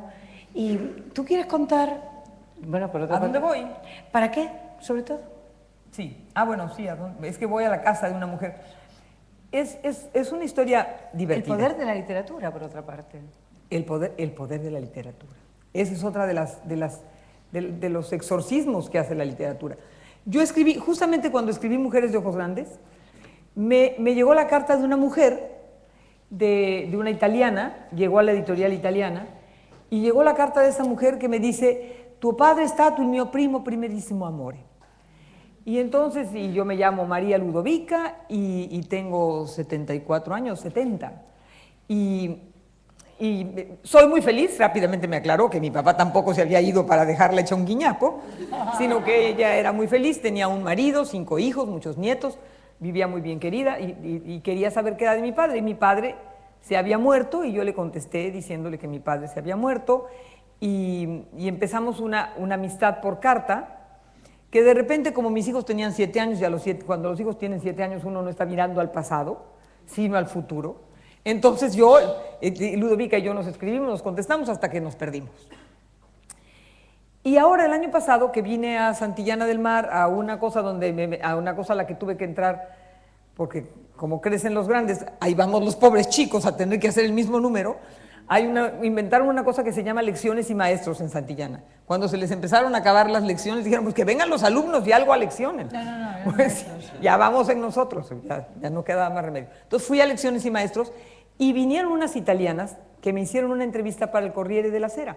Y entonces yo conté esta historia y estaba yo muy susceptible, no como ahorita que me veo fuerte, sino que estaba yo muy vulnerable y empecé a hablar de mi papá. Mi mamá se acababa de morir y entonces empecé a hablar de mi papá y de cómo él había vivido en Italia, pero había muchas cosas que no sabíamos de él, y que una vez yo había tratado con una mujer que se llamaba Ludovica y que la había yo dejado de ver y que ya ni siquiera sabía si estaba viva, pero que me había contado que mi papá durante la guerra les conversaba cuando estaban cayendo las bombas y les hacía reír, y que ella entonces se había enamorado de él, y ya no sabía yo si esa mujer estaba viva. Siguiente, como a los 15 días o un mes, ¡la dona è viva! Era ella. Y me dice, y tengo las piernas un poco débiles, pero la cabeza llena de recuerdos vívidos y que tendría muchas ganas de contarte. Fíjense qué divina, ti tengo siempre en el cuore. ¿Cómo te puede decir algo así? Te tengo siempre en el corazón, que no me conoce nunca. Bueno, pero así me pasaría a mí con la hija de un amor de esos que se fueron. Entonces, viene Ludovica, vuelve a aparecer, y yo dije, bueno, la próxima vez que vaya a Europa, visito a Ludovica. Y entonces mañana vamos a ir a ver a Ludovica, que como ella dice, yo era alta, tenía los ojos azules, y con la belleza propia de la juventud, pues yo estaba pensando en que me iba a encontrar a esa Ludovica, porque soy una fantasiosa. Y entonces hace una semana que le hablé y dice, pronto. No va a ser Ludovica la que yo creía que era, pero va a ser mejor. Entonces, a eso voy a Milán. A eso voy. Pero eso, bueno, todavía no sé si va a ser literatura. Yo lo que pasa es que quiero escribir un libro. Ya saben cómo uno empieza a contar los libros que quiere escribir. Balbuceando, ¿no? Una vez Sergio Pitol salió de una cena y le dijo a Héctor, oye, ¿qué libro que está escribiendo Ángeles? ¿Qué novela, que ya la está acabando? Y Héctor me dijo, yo no había escrito nunca una novela. Y al salir me dice, ¿tú estás escribiendo una novela? No, le dije, le platiqué a Sergio Pitol una que quiero escribir, pero yo creo que se la conté de manera muy vívida porque él salió diciendo que yo ya había escrito Arráncame la vida. Y esta mujer, se la conté. Y, bueno, así les voy a contar yo a ustedes. La cumplí. Claro, la cumplí. eso es lo bueno que tiene. Entonces aquí ahora me comprometo que quiero escribir este libro que ya no sé si es una crónica, si es una memoria, si es un testimonio o si va a ser la pura imaginación o si va a ser una mezcla de todo esto, que es ¿quiénes eran estos dos que se casaron para luego volverse nuestros padres? ¿Quiénes eran sus papás, sus abuelos y el mundo en el que vivieron antes de que nosotros naciéramos? Ya no me voy a meter en tratar de indagar quiénes éramos nosotros, porque entonces eso ya tengo que escribir más libros. Entonces ya no. Quisiera, a ver, Pilú, hazme otra pregunta. Todavía nos queda algo de tiempo. Y luego ya leo una cosita de despedida. ¿Te queremos jugar? ¿O quieres que te pregunte acerca de un colibrí? No. No, es que este del colibrí, yo digo que la felicidad es como un colibrí. Es bonito. Y entonces, si quieres. Puedo leer ese. Bueno, ¿Pero puedo el de leer jugar? ese. El de jugar aquí está. Es chiquito el de jugar. ¿De cierre? Sí, Joder. sí, si quieren, sí. A ver, voy a leer el de la felicidad y cuando nos aburramos lo dejo a la mitad. Porque a veces eso pasa, yo me doy cuenta, no crean. Estoy viendo con el rabo del ojo. Solo que ya hubiera preguntas. Sí. ¿Qué horas son? Que ya nos tenemos que ir. Pero tú lees eso porque no te vamos a oír leer tan pronto. Y las preguntas que tengan, muy concretas, para que las sigamos. Porque en el siglo XIX y en el siglo XX los alemanes que, bueno, perdieron las guerras, pero las hicieron porque se sentían poderosos y tenían una costumbre que era muy loable y muy potente. Y eran las lecturas. Y se congregaban cantidades de personas para oír leer a los autores. Bueno, pero ahora han llegado... Aún hoy. No, han llegado al extremo de que se congregan para oír leer a los autores en su idioma. Sí. ¿Cómo? Sin saber lo que dicen. Seguro que Saramago ha ido a leer en alemán. Y además pagan en la puerta. En portugués y pagan en la puerta. Yo fui a leer en español. Y entonces, ellos van dispuestos a que uno se siente a no entender una palabra y como quien oye un concierto, oír media hora de una gente leyendo en español. Entonces yo, por fortuna, tenía yo una traductora divina que se murió y era absolutamente maravillosa. Era la responsable de que mi libro se vendiera tanto en Alemania, sin duda. Porque dicen que traductore, pero ella me traicionó para bien, porque escribió un libro maravilloso. Lo reescribió. Y entonces yo le dije, oye, pero pobre gente, mira, vamos haciendo mejor que yo leo 5 minutos y tú lees 5 minutos para que no sea tan cansado. Y eso hicimos, y ahí descubrí el prodigio que puede ser una traducción, porque yo leía, y Arráncame la vida puede ser un libro simpático en el que la gente se ríe. Y entonces yo leía y la gente no se reía porque no había entendido. Y entonces luego ella leía y la gente se reía exacto donde se tenía que reír, porque ella había traducido exacto. Ya no sé si eso va a volver a pasar. Pero seguro que sí. Pero bueno, vamos a... Es que sí es divertido. Quizá a mí me da cosa leer, pero al mismo tiempo me da zozobra no leer, porque pues, es lo que hago, es como cantar. Yo digo que las conferencias deben ser como conciertos, y que ya si ustedes se saben la canción, pues la podemos tararear juntos. Arrebatada, repentina, inolvidable, la felicidad cruza dejándonos el silencio como hacen los ángeles y las luciérnagas, igual que un colibrí o las hadas. No se busca la felicidad, se encuentra. Aparece cuando menos la esperábamos y es huidiza, quebrantable, embaucadora. Como la luz de las mañanas, como el ruido del mar, como el amor desordenado, las hojas de los árboles o el azul de los volcanes. Uno puede, ¿no es verdad? Uno puede recontar sus momentos de felicidad, aunque no siempre puede explicarlos y no a todos les resulten deseables. Quien se apasiona por el mar No Fernando, que ya me dijo que no.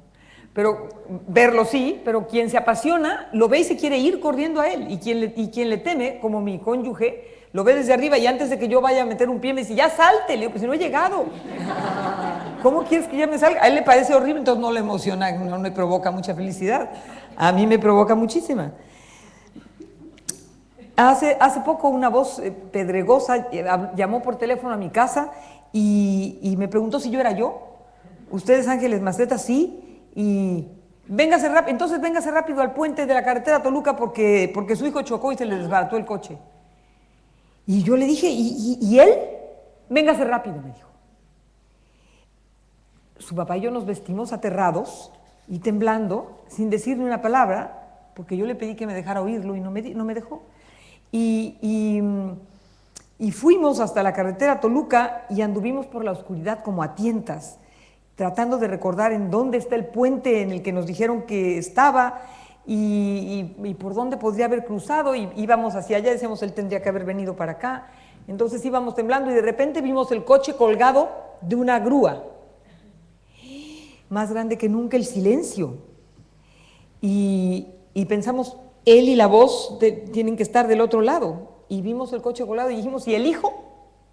Y un pánico nos recorrió el cuerpo y cruzamos la eternidad en 3 kilómetros y de repente ahí estaba el hijo, intensamente vivo, entero, agitando los brazos. No me pasó nada. ¿Y qué estaba ahí? Indeleble y fortuita, la felicidad. ¿Cómo agradecer ese instante? ¿Qué premio de cuál lotería nos tocó un jueves cualquiera? No se busca la felicidad, se encuentra. Quizás lo más inquietante de todo lo suyo es que 1000 veces la felicidad resulta imprevisible. Otra tarde la pasé en mi casa en silencio y se acabó el día aburrido. Estuve escribiendo, no me salió nada muy bien. Subí las escaleras canturreando, siempre subo las escaleras canturreando. El perro me siguió, el silencio estaba allí. Y yo dije, bueno, comparado con el trajín y el ruido de las mañanas no es tan grave. Abrí el correo electrónico y había varias cartas, unas contraseñas y una carta de mi hermana que me decía, oye, ¿por qué no vienes a Puebla? Mi hermana nunca diría, yo soy feliz.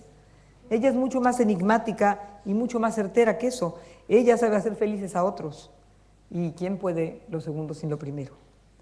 Como a las 10 me entró un cansancio y terminó el día y subí las escaleras, seguida por el perro, que ya lo saben ustedes, te siguen como si fueras Dios y tienen el don de hacerte creer que tú llevas en ti la felicidad de ellos. Prendí la escalera, iba yo cantando un tango, ¿no? ¿Qué tango canto? Arráncame la vida con el último beso de amor. Y entonces dije, ¿cómo no es que mis hijos no tienen 10 años para que nos vayamos a ver juntos?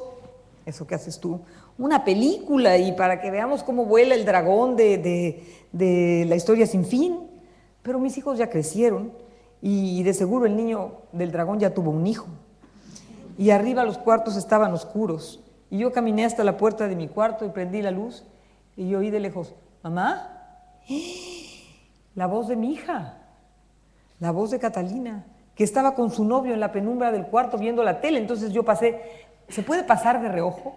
Se mira de reojo, pero también se pasa de reojo cuando están los hijos con un novio, ¿no?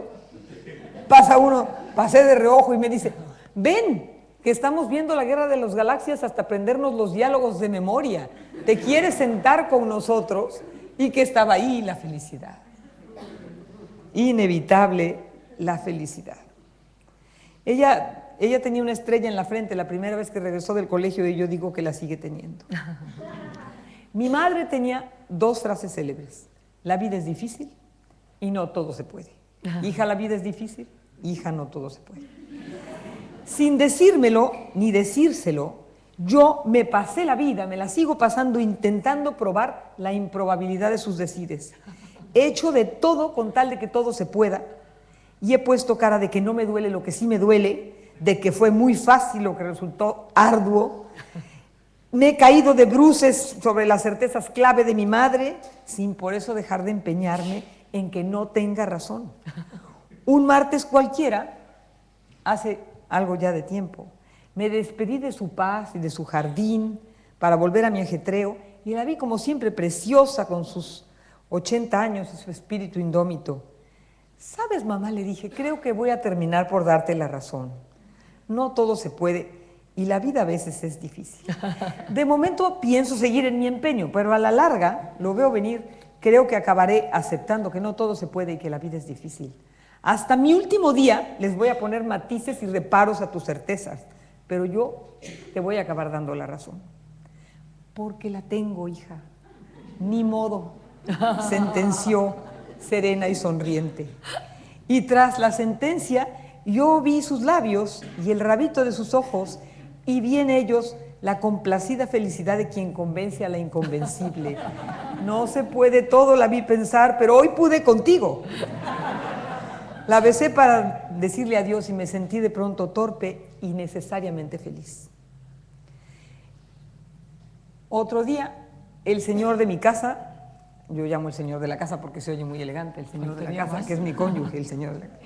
Él siempre trae en la cabeza 30 periódicos, 40 conversaciones cruciales, siempre está enmendando el mundo y tiene 700 pendientes y siempre, ya nos vamos. Oí sus pasos subir la escalera y me di cuenta, para variar, Fernando, de que estaba yo atrasada en el arreglo. Bueno, una espera y media has tenido, pero te voy a pedir disculpas el resto de nuestros días. Entonces me di cuenta de que estaba atrasada y rápido apuré con el rímel, y yo tengo un recado que dice, si me corretean me tardo más. Está pegado ahí en el rímel. Pero él nunca le ha hecho ningún caso al recado y siempre sube diciendo, ya es tardísimo, y entonces oigo subir su silbido como una danza y dije, lo que sigue es un vámonos, como una sentencia. Entonces en un segundo los pasos anduvieron la escalera y nuestro cuarto, y el señor de la casa interrumpió su silbido y me dijo, ¿qué crees? Ay, se suspendió la cena. Solté el rímel y recuperé el alma. Que no todo se puede, dijo mi madre, pero a veces se puede lo imposible, dije yo. Y entró la felicidad discreta, imperceptible casi, a dar su guerra tibia. ¡Ay, qué bonito! Ya. Gracias. Gracias. Yo creo más. ¿Ah, sí? Gracias. Gracias. ¿Qué tal si le pedimos que nos lea Quiero jugar, pasamos de las preguntas y que nos diga ella lo que quiera? Bueno, luego si hay preguntas hacemos tres, que luego de repente, ya saben que yo de repente ya llevo a alguien que le digo, oye, preguntas, ¿eh? Preguntas, porque luego ya que se suelta una pregunta viene la catarata. ¿No es verdad? Este texto de Quiero jugar hizo que Pilar me escribiera para regañarme, porque dijo, ¿cómo que escribiste ese texto para un blog? Oye, tú te volviste loca. Pero lo que pasa es que ahora ya no entiendo nada, porque como que está muy largo. Bueno, voy a leer nada más un pedazo. Este es exactamente una de esas cosas que uno hace cuando quiere escribir sin ir a ninguna parte y de repente llegar a alguna parte. Yo tenía que escribir un texto que tenía que medir 750 palabras, y esa revista es muy exigente porque si tiene 751 ya hay un lío, y si tiene 749 ya hay otro, porque la revista la dirige mi cónyuge. El señor de la casa.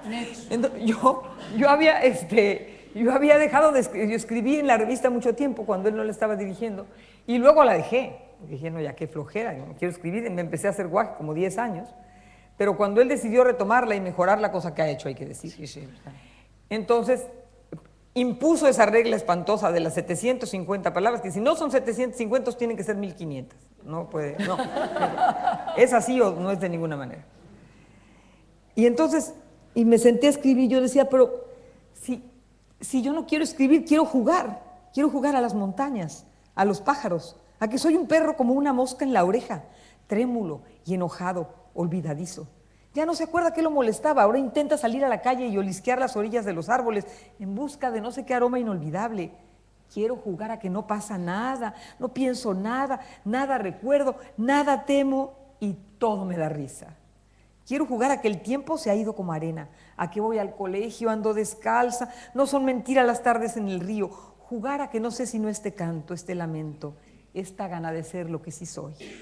Quiero jugar a que aprendí a coser, a que sé cómo se toca una sonata de Beethoven, cómo se escucha Mozart, cómo se teme al mar, cómo se tatúa el viento, el sembradío de gladiolas, las noches junto al lago, el fuego en esa hoguera que prendimos cuando aún no hacía frío.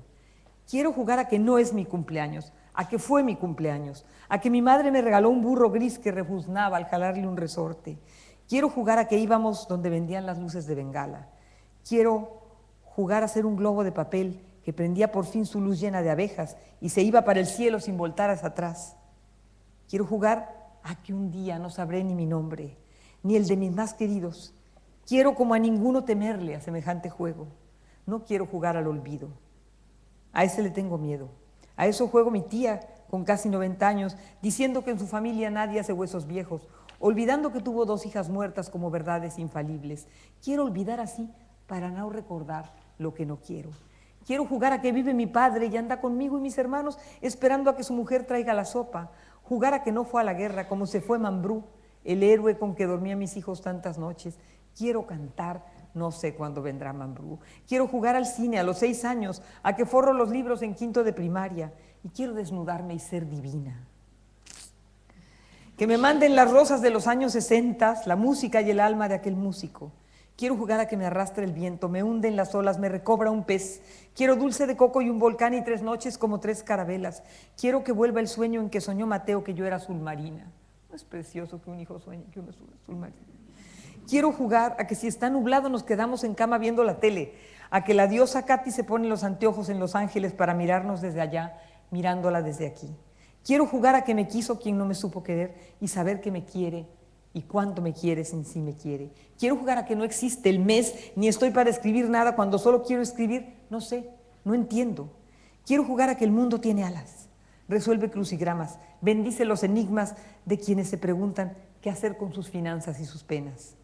Quiero jugar a que sabía de rimas y poesía, lo que sabe quien escribe sin firma en la página que antecede a mi página.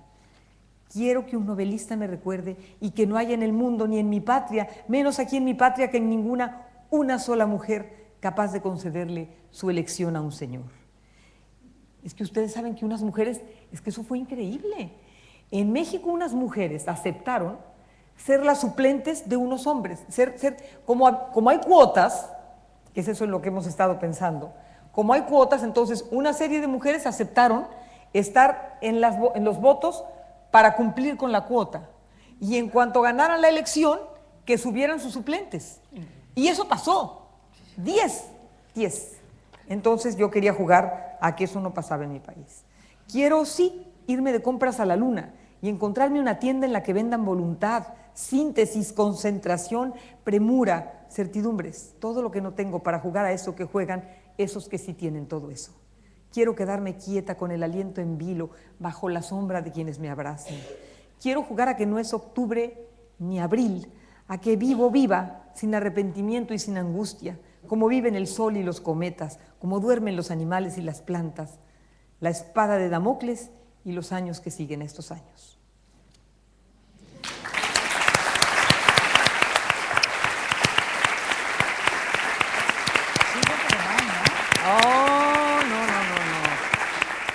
Es que,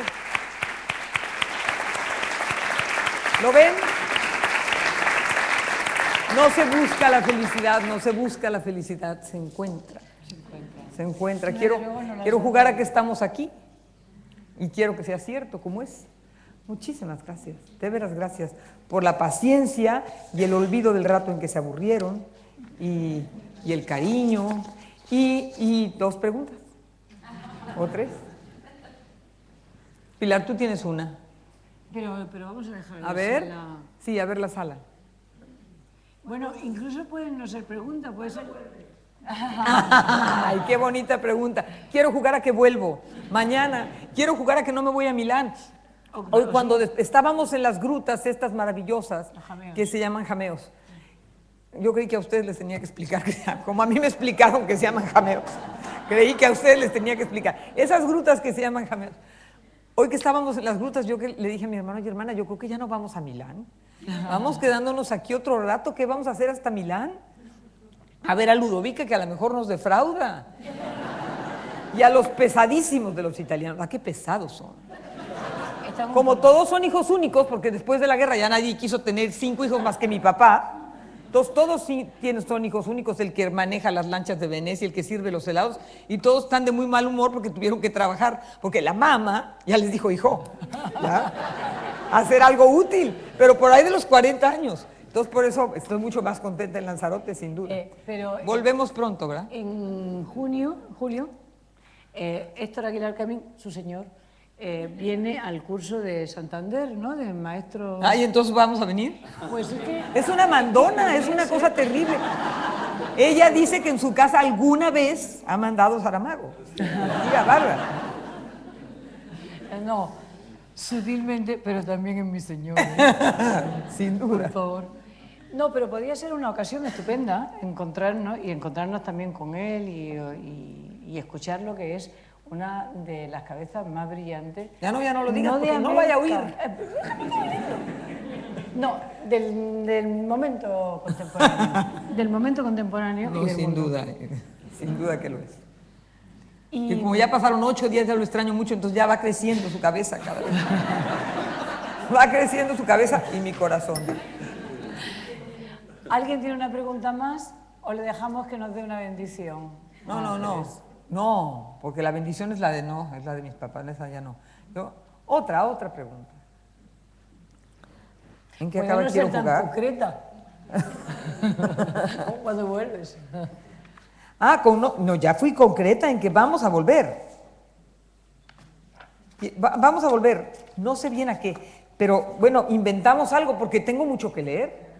Entonces, como está clarísimo, puedo volver a venir y volvemos a hacer otra lectura porque ya les vi cara de que si quieren. Venga. A ver, tú di algo mientras yo busco a la tía Valeria, Vale. que es muy buena, muy útil de leer. Pero Pues- pregúntenme algo más y yo ahorita leo a la tía Valeria rápidamente. Ay, se cruzó una... No te vamos a preguntar lo que estás escribiendo porque ya no lo has dicho y porque no tenemos ganas de que te vayas. Había una tía nuestra, fiel como no lo ha sido nunca ninguna otra mujer. Al menos eso cuentan todos los que la conocieron. Nunca se ha vuelto a ver en Puebla y seguramente ni en Lanzarote mujer más enamorada ni más solícita que la siempre radiante tía Valeria. Hacía la plaza en el mercado de la Victoria, que es donde se hacía la plaza, y cuentan las viejas marchantas que hasta en el modo de escoger las verduras se le notaba la paz.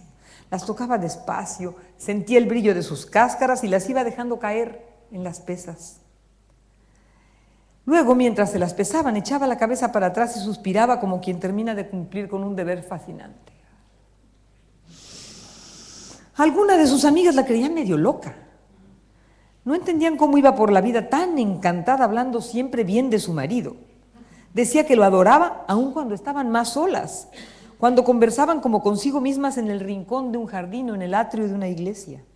Su marido era un hombre común y corriente, con sus imprescindibles ataques de mal humor, con su necesario desprecio por la comida del día, con su ingrata certidumbre de que la mejor hora para querer era la hora que a él se le antojaba, con sus euforias matutinas y sus ausencias nocturnas, con su perfecto discurso y su prudentísima distancia entre lo que son y deben ser los hijos. Un marido como cualquiera. Por eso parecía inaudita la condición de perpetua enamorada que se desprendía de los ojos y la sonrisa de la tía Valeria. ¿Cómo le haces?, le preguntó un día su prima Gertrudis, que era famosa porque cada semana cambiaba de actividad. Iba dejando en todos la misma pasión desenfrenada que los grandes hombres gastan en una sola tarea.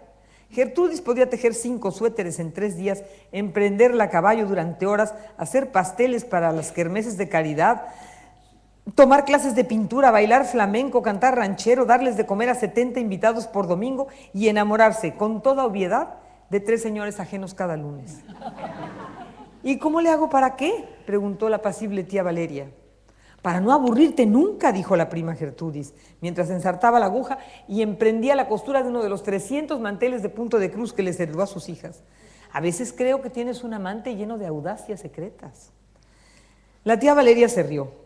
Dicen que tenía una risa clara y desafiante con la que se ganaba muchas envidias. Ah, porque cómo da envidia la risa ajena. Un amante secreto. Tengo uno cada noche, contestó, tras la risa. Ay, como si hubiera de dónde sacarlos en esta ciudad con 3 gatos más vistos y más apropiados. ¿En esta ciudad? Dijo la tía Gertrudis. Hizo un nudo. En mi pura cabeza, dijo la tía Valeria. Y entonces echó la cabeza para atrás, con la misma fascinación con que echaba la cabeza para atrás cuando le pesaban las calabacitas. Nada más cierras los ojos, dijo. Y haces con la imaginación lo que tú quieras y con tu marido lo que se te apetezca. Lo mismo Pedro Armendáriz que Humphrey Bogart, Manolete o el gobernador, el marido de tu mejor amiga o el mejor amigo de tu marido, el marchante que vende las calabacitas o el millonario protector de asilo de ancianos. A quien tú quieras para quererlo de distinto modo cada vez y no te aburres nunca. El único riesgo es que al final se te noten las nubes en la cara. Pero eso es fácil evitarlo, porque las espantas con las manos y vuelves a besar a tu marido, que seguro te besa, como si fueras Ninón Sevilla o Sarita Montiel o Greta Garbo, o María Victoria o la adolescente que florece en la casa de junto. Besas a tu marido y te levantas al mercado, o te pasas a acurrucar a los niños antes de que se vayan al colegio. Besas a tu marido, te pones contra su cuerpo en las noches de peligro y te dejas soñar. Dicen que así hizo siempre la tía Valeria y que por eso vivió a gusto muchos años. Lo cierto es que se murió mientras dormía con la cabeza echada hacia atrás y un autógrafo de Agustín Lara debajo de la almohada. Qué bueno que se te ocurrió la tía Valeria. Es que estaba feliz. Ay, gracias. Qué bueno. Qué contenta estoy. Gracias. Muchas gracias. Muchas gracias. Y luego me preguntan que cuándo vuelvo. Mañana. Mañana me traigo otros textos.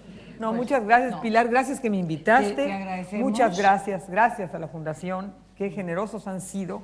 Qué bien me han paseado. Qué cosas más bellas me han enseñado. Qué bueno que existen, que han protegido esta isla como la protegen, que la cuidan como la cuidan, que dan las batallas que dan, que nos asocian a sus batallas.